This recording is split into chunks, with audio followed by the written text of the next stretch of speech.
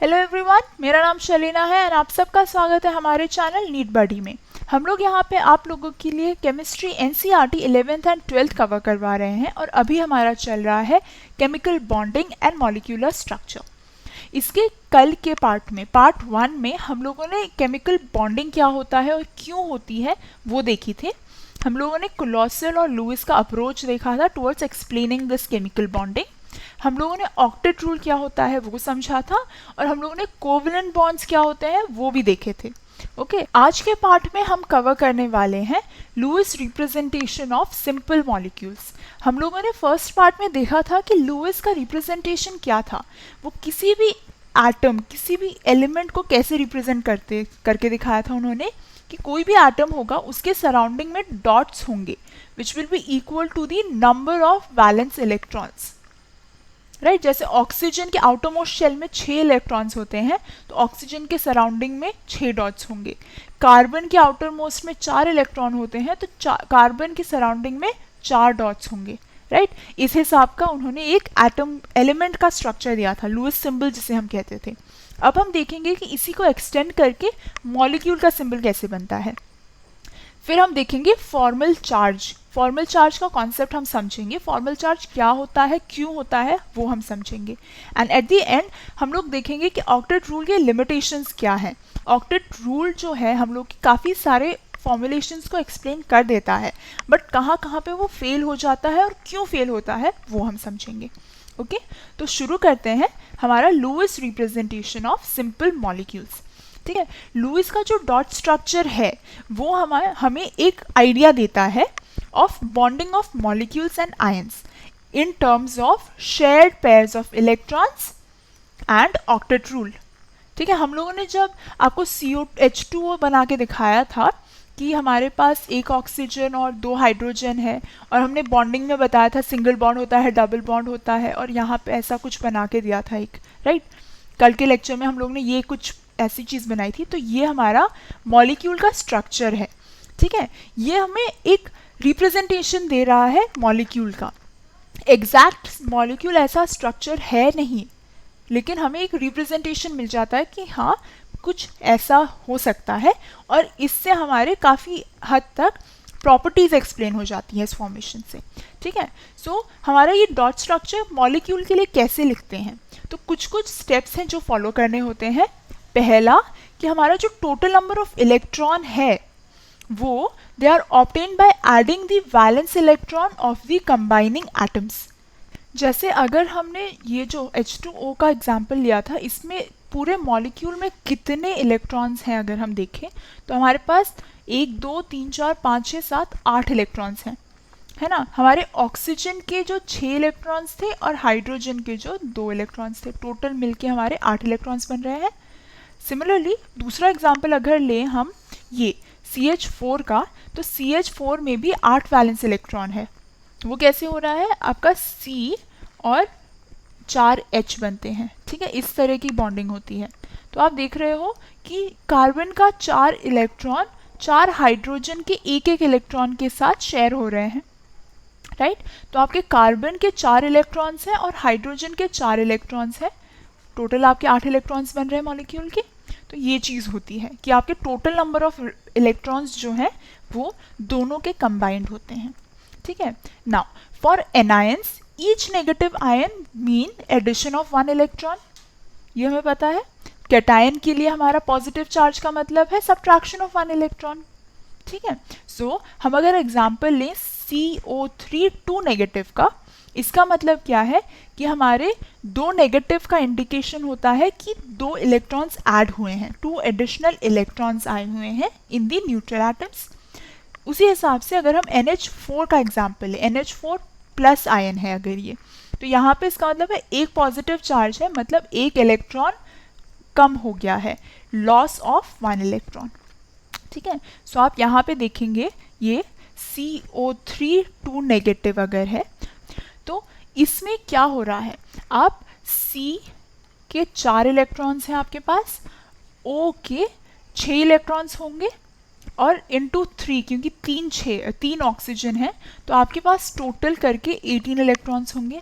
तो इनका आप टोटल देखोगे तो कितना आना चाहिए, टोटल आने चाहिए आपके 22 इलेक्ट्रॉन्स, राइट। लेकिन आप इनका जब स्ट्रक्चर देखोगे तो इसके स्ट्रक्चर में आप देखोगे कि इस ऑक्सीजन के 8 हैं, यहाँ पे 8 है, यहाँ पे 8 है, सब बैलेंस हो रहा है, ऑक्टेट बन रहा है। अब अगर डॉट्स काउंट करोगे तो आपके कितने डॉट्स होते हैं, आपके यहाँ पे 1 2 3 4 5 6 7 8 9 10 11 12 13 14 15 16 और यहाँ पे और 8, ठीक है। इसका मतलब आपके 24 इलेक्ट्रॉन्स बन रहे हैं। हाँ, लेकिन आपके टोटल CO3 का अगर हम देखेंगे तो 22 इलेक्ट्रॉन्स होने चाहिए, मतलब आपके 2 एक्स्ट्रा इलेक्ट्रॉन्स हैं, राइट। तो हमारा यहाँ पे 22 प्लस 2 एक्स्ट्रा इलेक्ट्रॉन्स बन के यहाँ पे इसका जो स्ट्रक्चर है 24 इलेक्ट्रॉन्स वाला वो बन रहा है, इसीलिए यहाँ पे ये हमारा -2 आ रहा है, समझा। यहाँ पे इसीलिए ये आयन बन जा रहा है। ओके ओके, हमें अगर केमिकल सिंबल पता हो ऑफ द कंबाइनिंग एटम और उनका स्केलेटल स्ट्रक्चर पता हो हमें उस कंपाउंड का, तो हम लोग बड़ी आसानी से उसकी बॉन्डिंग कैसी होती है और शेयरिंग किस प्रोपोर्शन में होता है वो बता सकते हैं, ठीक है। इन जनरल हमारा जो लीस्ट इलेक्ट्रोनेगेटिव एटम होता है वो सेंट्रल पोजीशन में होता है, ठीक है। जैसे हम लोग अगर NF3 का एग्जाम्पल लें तो हमारा N सेंटर में होता है और F इसके सराउंडिंग में होता है ना। और अगर हम CO3 2 नेगेटिव जो हमने अभी भी देखा था उसमें देखा था कि C है सेंटर में और O उसके सराउंडिंग में था, राइट। तो ये जो है सबसे कम इन दोनों में से जिसकी इलेक्ट्रोनेगेटिविटी कम है वो सेंटर में है, जिसकी इलेक्ट्रोनेगेटिविटी ज़्यादा है वो उसको सराउंड कर रही है, ठीक है। Now after accounting for the shared pair of electron for single bonds, the remaining electron pairs are utilized for multiple bonding or remain as lone pairs. ये तो हम लोगों को पता था, राइट, कि हमारा अगर एक पेयर से काम नहीं चल रहा तो बाकी बचे हुए इलेक्ट्रॉन से दूसरा पेयर भी बना सकते हैं, और अगर ऐसा नहीं हो रहा तो हम उसको लोन दिखा रहे हैं। जैसे अगर हमने जो H2O का ही देखते हैं फिर से, चलिए यहाँ पे H और यहाँ पे H बॉन्ड्स हो गए, कंप्लीट हो गए, तो ये जो 4 बैठे वो आपके लोन थे, ठीक है। Now the basic requirement is कि आपका हर बॉन्डेड जो एटम है उसका ऑक्टेट कंप्लीट होना चाहिए, लेकिन एक्सेप्शन होता है हाइड्रोजन में, क्योंकि हाइड्रोजन हमारे 2 इलेक्ट्रॉन्स में ही सेटिस्फाई हो जाते हैं, वो हीलियम बन जाता है ना। सी देखिए यहाँ पे कुछ कुछ एग्जाम्पल्स दिए हुए हैं। हाइड्रोजन जब कंबाइन हो रहे हैं तो सिंगल बॉन्ड में ये हीलियम का वो ले लेता है, राइट। 2 इलेक्ट्रॉन सेटिस्फाई हो जाते हैं तो वो हीलियम का कॉन्फ़िगरेशन ले लेता है। ऑक्सीजन का अगर हम देखें तो ऑक्सीजन डबल बॉन्ड है, डबल बॉन्ड, और यहाँ पे 4 इलेक्ट्रॉन्स उनके सेपरेट हैं, लोन है। O3 का देखें तो आप देख रहे हो कि यहाँ पे कंबाइन हो रहे हैं और सिंगल, देखिए इस ऑक्सीजन के पास एक नेगेटिव है, पॉजिटिव है, और इस ऑक्सीजन के पास एक नेगेटिव है, राइट। सिमिलरली आप HNO3 का देख रहे हो तो यहाँ पे भी आप देखोगे कि इस नाइट्रोजन के पास एक पॉजिटिव है, इस ऑक्सीजन के पास एक नेगेटिव है। तो ये क्यों हो रहा है, इसको हम एक्सप्लेन करते हैं फॉर्मल चार्ज से, ठीक है, जो हमारा अगला टॉपिक है फॉर्मल चार्ज। ओके, हमारा जो लुईस का डॉट स्ट्रक्चर है वो हमारा एक्चुअल शेप नहीं बता रहा होता है ना, वो हमें बस एक आइडिया दे रहा होता है कि हाँ ऐसे हम रिप्रेजेंट कर सकते हैं।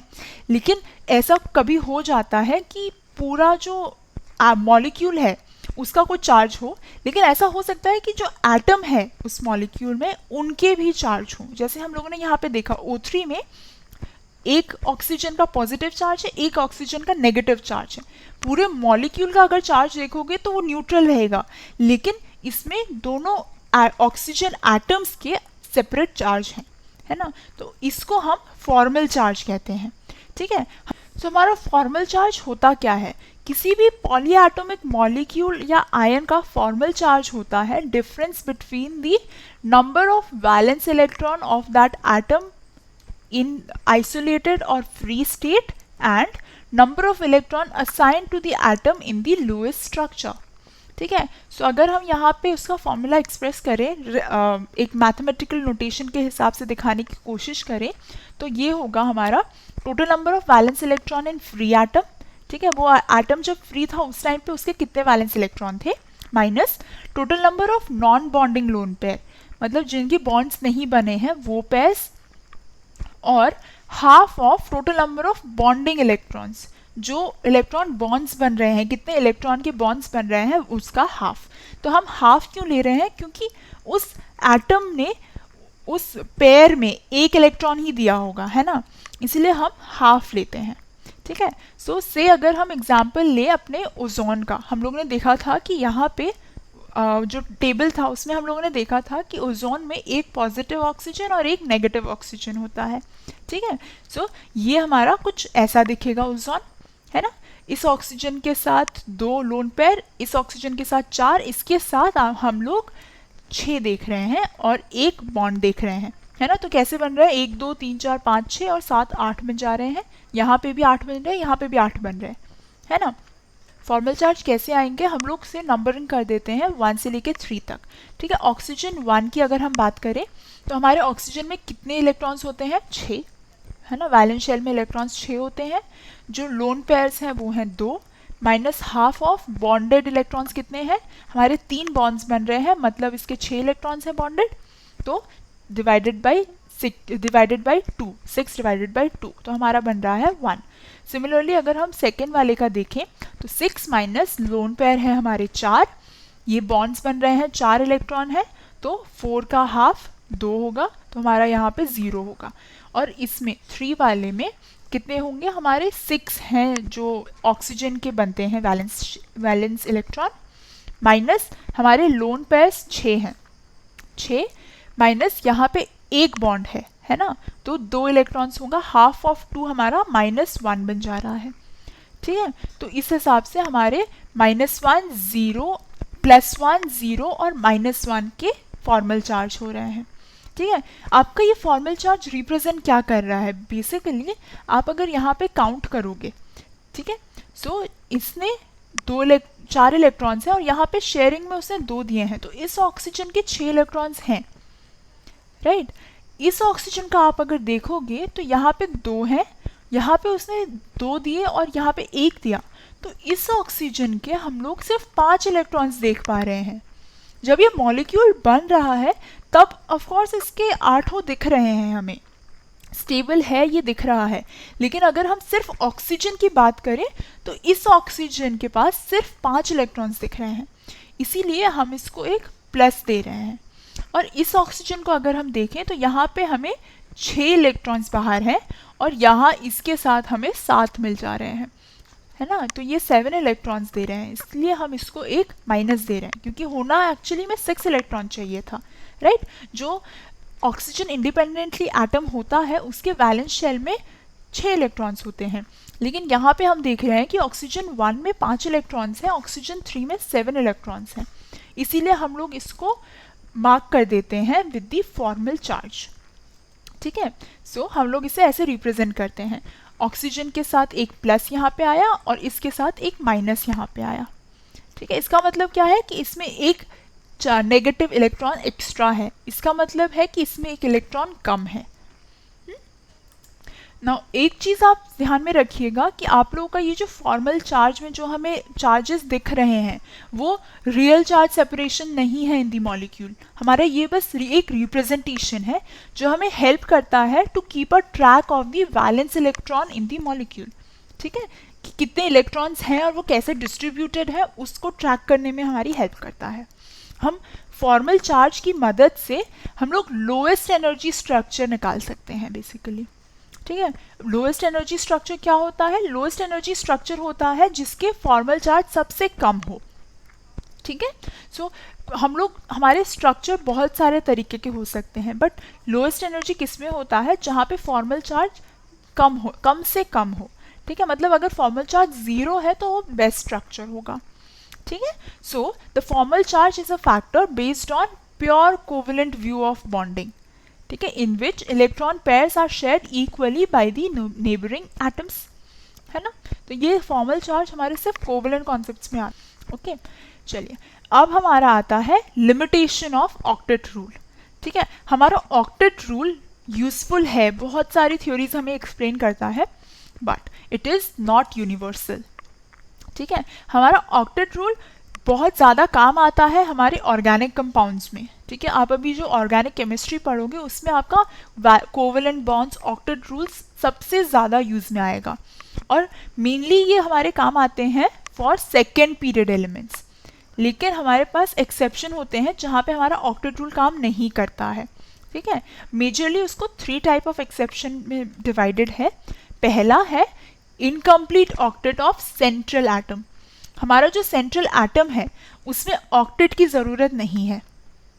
हाँ, सो देखिए एग्जाम्पल हम यहाँ पे देख रहे हैं लिथियम क्लोराइड का, ठीक है। आपका क्लोरीन का ऑक्टेट कंप्लीट है, लेकिन लिथियम का ऑक्टेट नहीं है। लिथियम में आपके 4 इलेक्ट्रॉन्स में ही वो सेटिस्फाई हो रहा है, राइट। उसी हिसाब से ये BeH2 का अगर आप देखोगे तो हाइड्रोजन का सेटिस्फाइड है। हम कह रहे हैं कि नियरेस्ट नोबल गैस का कॉन्फ़िगरेशन ले रहा है, ये भी हाइड्रोजन ने ले लिया, लेकिन ये जो सेंट्रल बेरिलियम है वो 4 इलेक्ट्रॉन से ही सेटिस्फाई हो जा रहा है, राइट। तो ऑक्टेट से कम में ही वो सेटिस्फाई हो रहा है। सिमिलरली आप बोरॉन में देखोगे, बोरॉन भी ऑक्टेट की ज़रूरत नहीं होती है, बोरॉन को भी वो कम में सेटिस्फाई हो जाता है। यहाँ पे हमारा लिथियम, बेरिलियम और बोरॉन के जो वैलेंस इलेक्ट्रॉन्स हैं वो 1, 2 और 3 होते हैं, ये तो हमें पता ही है, राइट। लिथियम में 1 होता है, बेरिलियम में 2 होते हैं और बोरॉन में 3 होते हैं। यहाँ पे बेसिकली हम लोग अगर देखेंगे तो ये 2s1 होता है, 2s2 होता है, 2s2 2p1 होता है, इस हिसाब से। हाँ, तो और इसके अलावा और जो कंपाउंड्स हैं एल्यूमिनियम क्लोराइड, बोरॉन फ्लोराइड, इन सब में भी ये ऑक्टेट रूल काम नहीं करता है। जो सेंट्रल एटम है उसको 8 इलेक्ट्रॉन की ज़रूरत नहीं पड़ी होती है। दूसरा होता है ऑड इलेक्ट्रॉन मॉलिक्यूल्स, ठीक है ना। ऑड इलेक्ट्रॉन मॉलिक्यूल्स का मतलब क्या है कि यहाँ पे आपका ऑक्टेट रूल सेटिस्फाई नहीं होगा। सो देखिए आप यहाँ पे अगर NO को देखोगे, नाइट्रिक ऑक्साइड को अगर देखोगे, तो यहाँ पे नाइट्रोजन का ऑक्टेट सेटिस्फाई नहीं हो रहा होगा। नाइट्रोजन में 3 लोन है और यहाँ पे 1, 2, 3, 4 बॉन्ड के आ रहे हैं, तो यहाँ पे इसके सिर्फ 7 इलेक्ट्रॉन बन रहे हैं, इसके 8 इलेक्ट्रॉन नहीं बन रहे हैं। ये सिमिलरली आप इसमें अगर चेक करोगे तो यहाँ पे भी देखिए आप, नाइट्रोजन का 1 लोन है, यहाँ पे 2, 4, 6, हाँ 6 इलेक्ट्रॉन्स बॉन्ड के बन रहे हैं, तो इससे भी आपके 7 इलेक्ट्रॉन्स बन रहे हैं, है ना। और यहाँ पे आपका एक पॉजिटिव और एक नेगेटिव यहाँ पे दिखाई रहे हैं, तो यहाँ पे भी आपका ऑक्टेट सेटिस्फाई नहीं हो रहा है, राइट। इसके बाद हमारा आता है एक्सपैंडेड ऑक्टेट, ठीक है। एक्सपैंडेड ऑक्टेट का मतलब क्या है कि हमारे जो वैलेंस शेल में सिर्फ 8 इलेक्ट्रॉन नहीं होते हैं, उसमें 8 से ज़्यादा इलेक्ट्रॉन्स हो सकते हैं। वो क्यों होते हैं? क्योंकि हम जब थर्ड पीरियड के आगे जाएंगे तो हमारे पास 3s 3p के अलावा 3d भी रहता है। हाँ, और हम और आगे जाएंगे तो हमारे पास F भी आता है, 4f भी आता है ना। तो वो सिर्फ 8 इलेक्ट्रॉन तक सीमित नहीं होता है, उसके इलेक्ट्रॉन्स और ज़्यादा हो जाते हैं आउटरमोस्ट शेल में, ठीक है। तो उसकी वजह से हमारा ऑक्टेट सेटिस्फाई नहीं कर पाता है। तो जैसे अगर हम एग्जाम्पल लेंगे PF5 का, देखिए आप फॉस्फोरस में यहाँ पे देखोगे तो आपके 10 इलेक्ट्रॉन बन रहे हैं, ठीक है। फ्लोरीन के ऑक्टेट है, ठीक है, लेकिन फॉस्फोरस में 1, 2, 3, 4 और 5 मतलब 10 इलेक्ट्रॉन। यहाँ पे सल्फर में आप देखोगे 1, 2, 3, 4, 5 और 6 12 इलेक्ट्रॉन सराउंड हो रहे हैं। यहाँ पे भी सल्फर में 12 इलेक्ट्रॉन सराउंड हो रहे हैं, ठीक है। सिर्फ 8 नहीं हो रहे हैं, 8 से ज़्यादा हो रहे हैं। तो ये सारे हमारे लिमिटेशंस होते हैं, ठीक है। लेकिन सल्फर का अगर आप देखोगे तो सल्फर में कुछ ऐसे भी कंपाउंड्स हैं जहाँ पे ऑक्टेट सेटिस्फाई होते हैं, ठीक है। तो सल्फर में ऑक्टेट सेटिस्फाई किए बिना भी अब कंपाउंड्स बन रहे हैं, ऑक्टेट सेटिस्फाई करके भी कंपाउंड्स बनते हैं। लाइक हम लोग यहाँ पे अगर SCl2 को देख रहे हैं तो यहाँ पे आपके सल्फर में 1 और 2 ये 4 और इसके लोन 4 8 इलेक्ट्रॉन्स बन रहे हैं, है ना। यहाँ पे ऑक्टेट सेटिस्फाई हो रहा है, लेकिन ज़रूरी नहीं है सल्फर के लिए भी ऑक्टेट सेटिस्फाई करना। कुछ कंपाउंड्स में बिना ऑक्टेट सेटिस्फाई करे भी वो बना सकता है, राइट। सो ये सारे हमारे लिमिटेशंस हैं।